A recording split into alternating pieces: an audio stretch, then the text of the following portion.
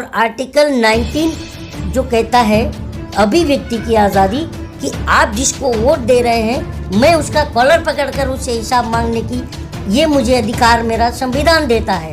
तो आज अगर मैं किसी पर सवाल उठाता हूँ तो सामने वाला ही मुझे नसीहत कर देता है, या तो जेल में या तो फर्जी केसेस में।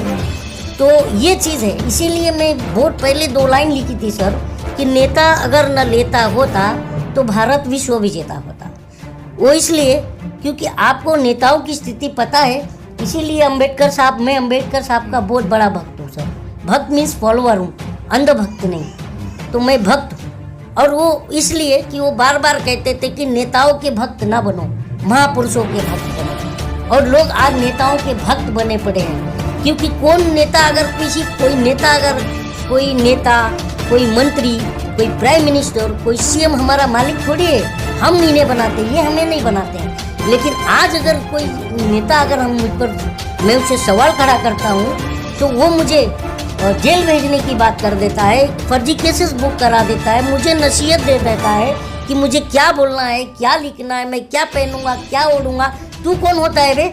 मैं क्यों तू डिसाइड करेगा? मैं आज़ाद भारत का आज़ाद नागरिक हूँ। मुझे क्या बोलना है मैं कोई नेता नहीं बता सकता है। मुझे क्या पहनना है कोई नेता से क्यों पूछूंगा? मुझे क्या खाना है कोई नेता मुझे क्यों बताएगा? सर ये गलत हो रहा है।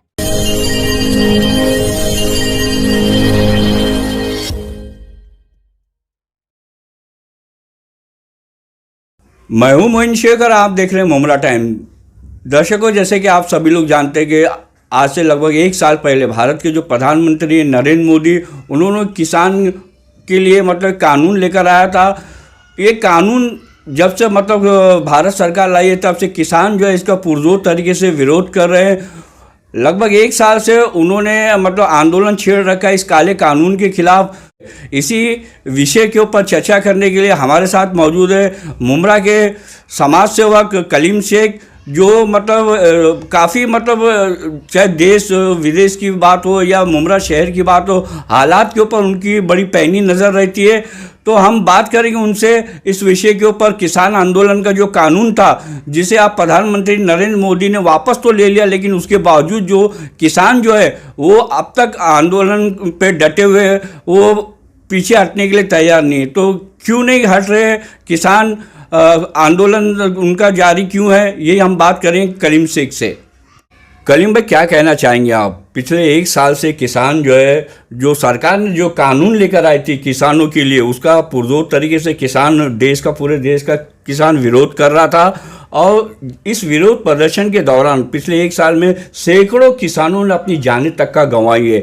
और अब 1 साल के बाद जब भारत के प्रधानमंत्री नरेंद्र मोदी ने ये जो कानून है इसको वापस लेने की बात कही है, उसके बावजूद भी किसान जो है वो उनका आंदोलन जो लगातार जारी है और वो पीछे हटने के लिए तैयार नहीं। आखिर क्या वजह?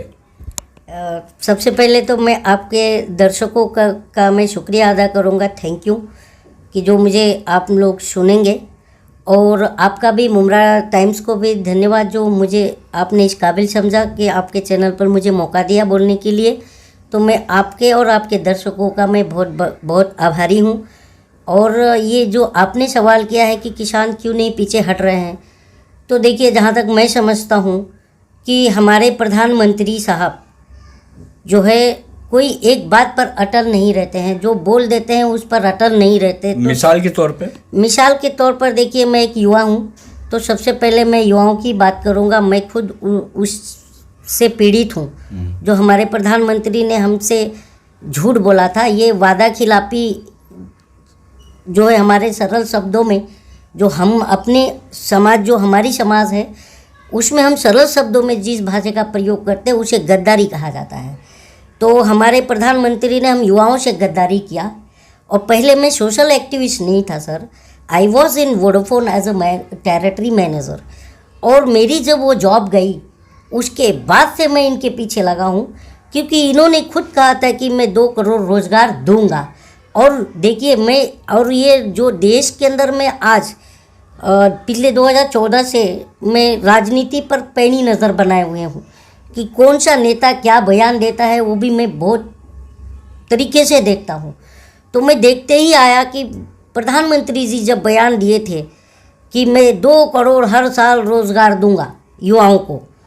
तो हम अगर जब सवाल करते हैं कि हमारा रोज़गार कहाँ है, और ख़ुद आपने देखा था, मैं चैनल का नाम बता देता हूँ, ABP न्यूज़, और उस पर किशोर आडवाणी जो एंकर थे, उन्होंने खुद मोटा भाई जो हमारे अमित शाह जी हैं, उनसे सवाल किया था कि 15 लाख किसी के अकाउंट में नहीं आए। तो आप सभी पूरे देश ने भी देखा होगा, तो उन्होंने कहा था ये तो जुमला था। तो ये जुमले पे जुमले देते जाएंगे। तो मैंने तो मैंने बहुत पहले, मैं राइटर हूँ, लिखता तो भी। ये जो मतलब उन्होंने मतलब कानून वापस लेने की बात की है किसानों के जो तो विरोध कानून, जुमला लग तो रहा ये है भी ना, क्या मैं चुनावी जुमला है?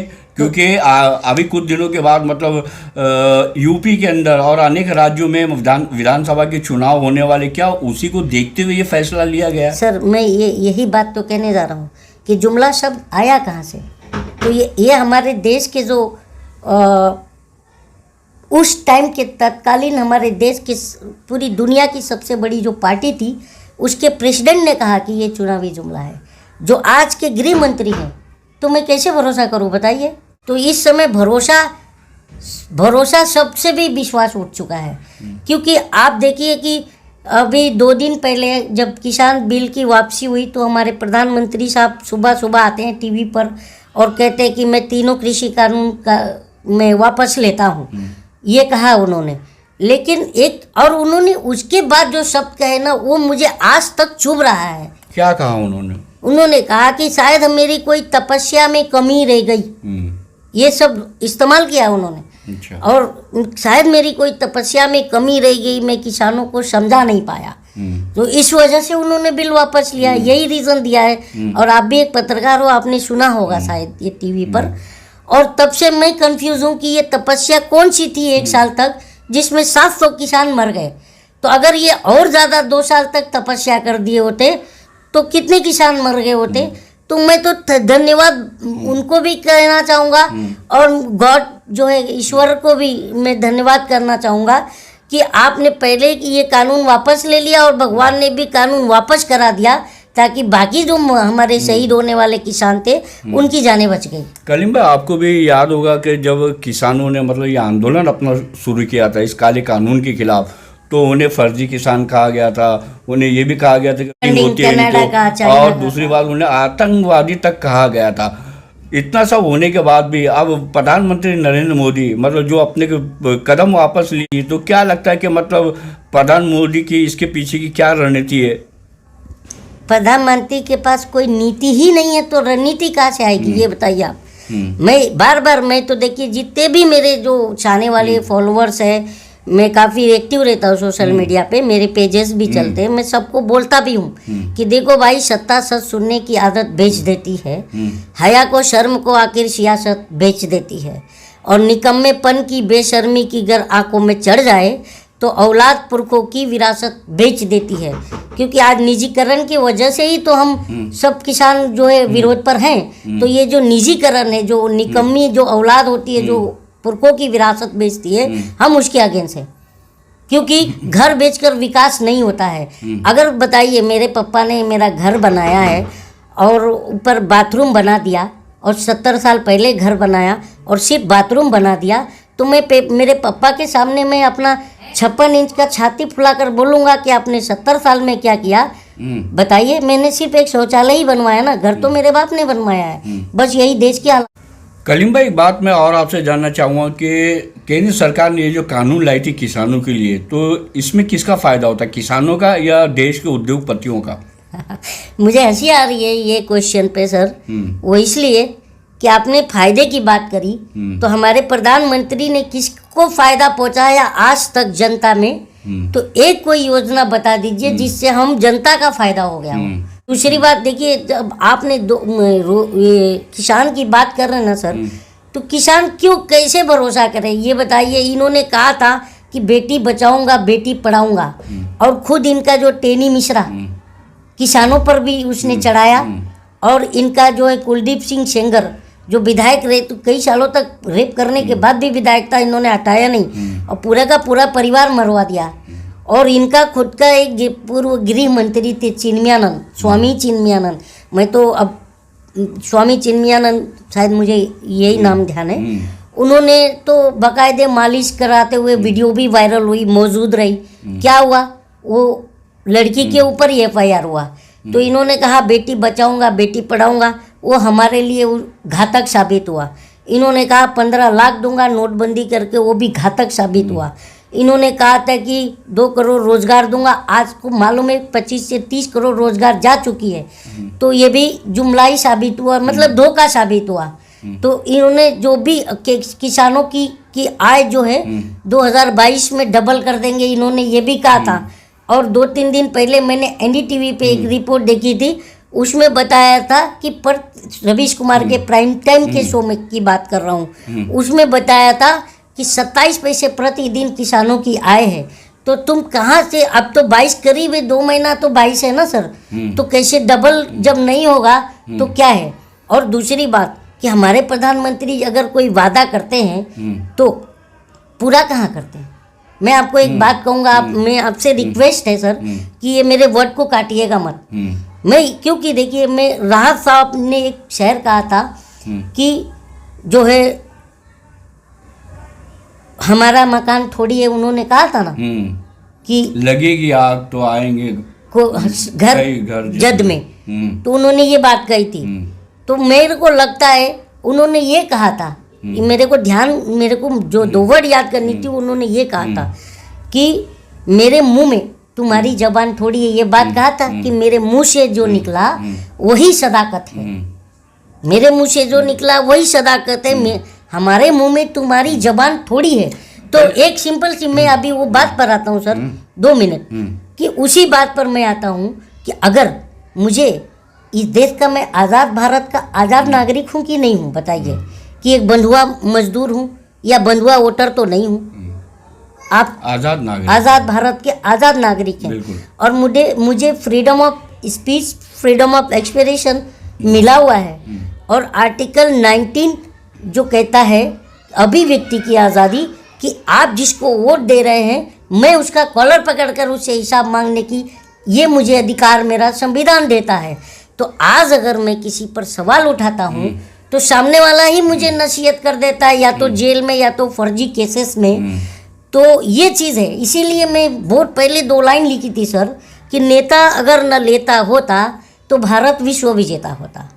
वो इसलिए क्योंकि आपको नेताओं की स्थिति पता है, इसीलिए अंबेडकर साहब, मैं अंबेडकर साहब का बहुत बड़ा भक्त हूँ सर। भक्त मीन्स फॉलोअर हूँ, अंध भक्त नहीं। तो मैं भक्त हूँ, और वो इसलिए कि वो बार बार कहते थे कि नेताओं के भक्त ना बनो, महापुरुषों के भक्त बनो। और लोग आज नेताओं के भक्त बने पड़े हैं, क्योंकि कोई नेता, कोई मंत्री, कोई प्राइम मिनिस्टर, कोई CM हमारा मालिक थोड़ी है, हम इन्हें बनाते हैं, ये हमें नहीं बनाते हैं। लेकिन आज अगर कोई नेता, अगर मैं उससे सवाल खड़ा करता हूँ तो वो मुझे जेल भेजने की बात कर देता है, फर्जी केसेस बुक करा देता है, मुझे नसीहत दे देता है कि मुझे क्या बोलना है, क्या लिखना है, मैं क्या पहनूंगा, क्या ओढ़ूंगा। तू कौन होता है बे, मैं क्यों, तू डिसाइड करेगा। मैं आज़ाद भारत का आज़ाद नागरिक हूँ, मुझे क्या बोलना है मैं कोई नेता नहीं बता सकता है।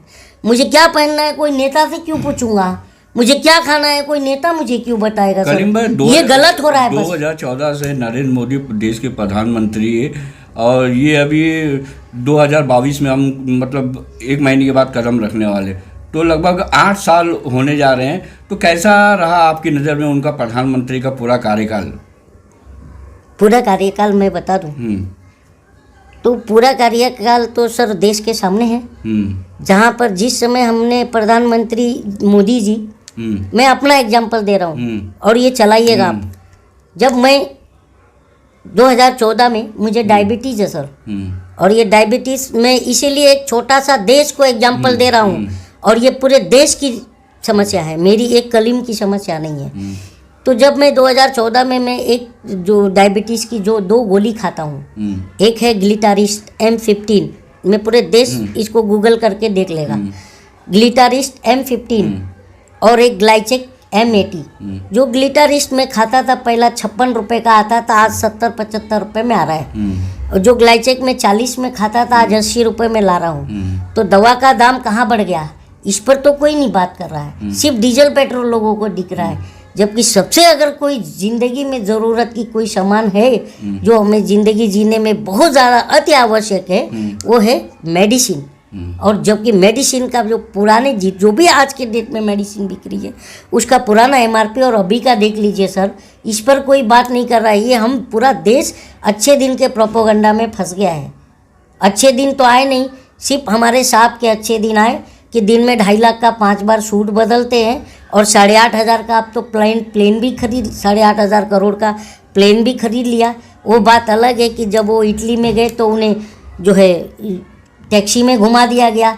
और जो उनके जो हमारे प्रधानमंत्री साहब के जो फॉलोअर्स हैं जिन्हें अंधभक्त कहा जाता है, ये अंधभक्तों को अभी भी लगता है कि बैल एक दिन ज़रूर दूध देगा, लेकिन हम देशवासियों को पता है कि बैल कभी दूध नहीं देता है।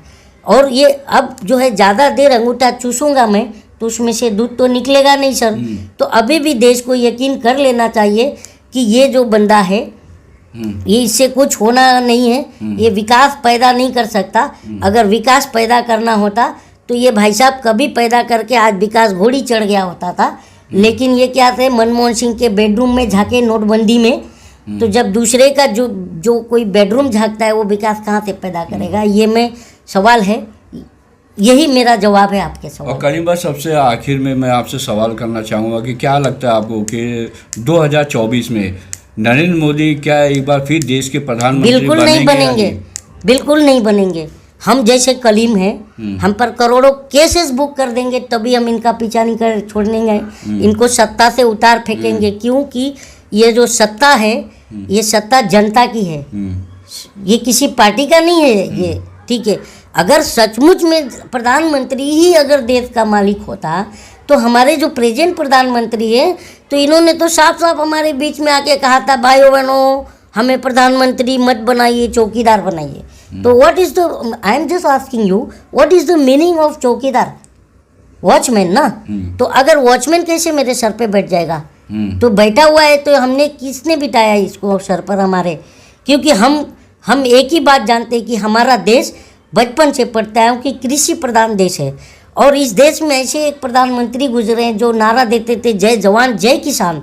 तो ये देश जवानों का है और किसानों का है।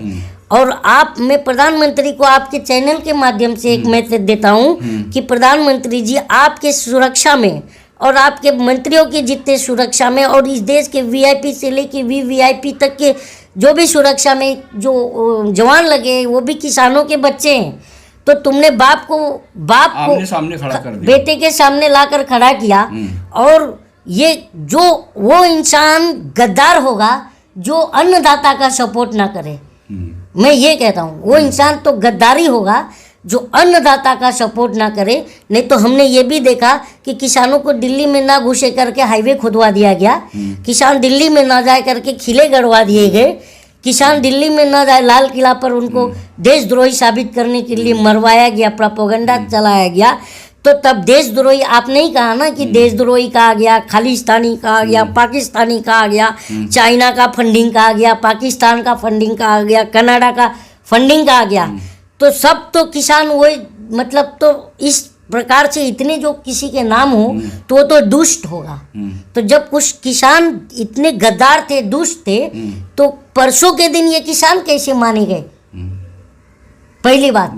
तो कहने का मतलब मैं एक बात कहूँ ना सर कि हमारे मोदी साहब और बीजेपी, इनके आईटी सेल और इनके अंधभक्तों के पास एक 16 वाला सिक्का है। 16 का सिक्का देखे ना अपने जय वीरू का, तो मोटा भाई और लोटा भाई का है। मैं लोटा भाई कहता हूँ हमारे प्राइम मिनिस्टर को, क्यों मालूम है क्या? जो हमारे आदरणीय जो पूर्व प्रधानमंत्री थे अटल बिहारी वाजपेयी, मैं उनका बहुत बड़ा फॉलोअर हूँ क्योंकि उन्होंने कभी देश में घृणा नहीं पैदा करी। तो इसलिए मैं उनको सम्मान करता हूँ कि मैं ये करता हूँ। पर मैं ये भी मानता हूँ कि बीजेपी मतलब भारतीय जनता पार्टी का कमल चला गया और वो कमल अटल बिहारी वाजपेयी थे। अब सिर्फ क्या रह गया आपको मैं बोल नहीं सकता। कमल जाने के बाद क्या बचेगा वो आप समझ गए। और दूसरी बात की कि मोटा भाई और लोटा भाई की बात करेंगे तो ये दोनों जन जो है ना एक ही बात पर रहते हैं कि इनको सिर्फ और सिर्फ लाशें पसंद है। जब 2 4 10 लोग मरे ना तो इनकी नींद में खलल हो जाती है। वो ये इसलिए मैं ये बात कह रहा हूँ कि नोटबंदी में 150 से ज़्यादा लोग मरे, पर आज तक हमारे प्रधानमंत्री या जो सत्ता में पार्टी है इन्होंने जिम्मेदारी क्यों नहीं ली? जबकि 10 लोग भी मर जाते हैं हमारे देश में किसी हादसे में भी या भगदड़ में या किसी ब्लास्ट में भी, तो उनको सरकारें मुआवजा देती है, आर्थिक मदद देती है। तो ये क्यों नहीं दिया गया? वो तो आपने कहा था कि हम देश जो है लड़ाई लड़ रहा है, तो उन्हें तो शहीद का दर्जा देना चाहिए था, क्योंकि वो देश की लड़ाई में तो हमने नोटबंदी में इनका साथ दिया था। पर उन्होंने अभी तक जिम्मेदारी नहीं लिया कि 700 किसान मर गए, उनकी जिम्मेदारी नहीं ली। इन्होंने लॉकडाउन कराया, कितने लोग भूखे मरे, उसकी जिम्मेदारी नहीं ली। वो तो छोड़ दीजिए सर, एक बात बताइए, लॉकडाउन में तो ट्रेनें बंद थी, तो ट्रेन में जो 15 से 16 मजदूर मर गए, उनकी सूखी रोटियां बिखरी पड़ी थी, पर उस तक का कोई जिम्मेदारी नहीं लिया आज तक। तो ये हम जिम्मेदार प्रधानमंत्री ही नहीं है, ये जिम्मेदारी से भागने वाले हैं। पर बचपन में घर छोड़कर भाग गए। अब मैं इनके भक्तों से तो बार बार लिखता बोलता हूँ, सवाल भी करता हूँ कि हमारे प्राइम मिनिस्टर साहब बोलते मैंने बचपन में चाय बेची, फिर जाकर आज तक पर और न्यूज़ चैनलों में बोलते मैंने 35 साल 40 साल भीख मांग कर खाया। तो इन्होंने चाय कब बेचा? कब इन्होंने भीख मांग कर खाया? कब ये छत्तीसगढ़ गए थे, उन्होंने बोले छत्तीसगढ़ से बचपन का रिश्ता है, तो बचपन में जंगलों में घूमते थे कब ये? तो ये है ना झूठे, बहुत बड़े झूठे, इसलिए किसान नहीं मान रहा है और नहीं मानेगा। मैं खुद किसानों से अपील करता हूँ कि लिखित में लेना भाइयों, लिखित में लेना, क्योंकि इस आदमी का कोई भरोसा नहीं। और मैं एक बात बताता हूँ, जब कोर्ट, एक लास्ट में बोलता हूँ कि एक नसीहत है मेरे देश को कि जब कोर्ट कचहरी में इंसाफ बिकता है, जब कोर्ट कचहरी में इंसाफ बिकता है और मुंशी और काजी खुद ही मुजरिम से पूछ कर लिखता है, और तो उस देश के हर एक नेता पर सवाल उठाना वाजिब है, और यही सवाल मैं उठाता रहता हूँ। तो दोस्तों, ये थे समाज सेवक कलीम शेख, जिनसे हमने किसान जो आंदोलन कर रहा है, जो काला कानून लेकर आई है सरकार और जिसे अब वापस भी ले लिया गया, लेकिन उसके बावजूद जो है किसान मतलब पीछे हटने के लिए तैयार नहीं है। इसी विषय पे हमने कलीम भाई से चर्चा की और काफ़ी विस्तार पूर्वक उन्होंने मतलब हमें बताया कि आखिर क्यों नहीं किसान जो है प्रधानमंत्री की उन्होंने जो घोषणा की है कि कानून को वापस लेने की, उसके ऊपर किसान क्यों नहीं विश्वास कर रहा है। हम उम्मीद करते हैं कि ये इंटरव्यू आपको ज़रूर पसंद आएगा। इसी तरह बने रहिए हमारे साथ और देखते रहिए मुमरा टाइम्स।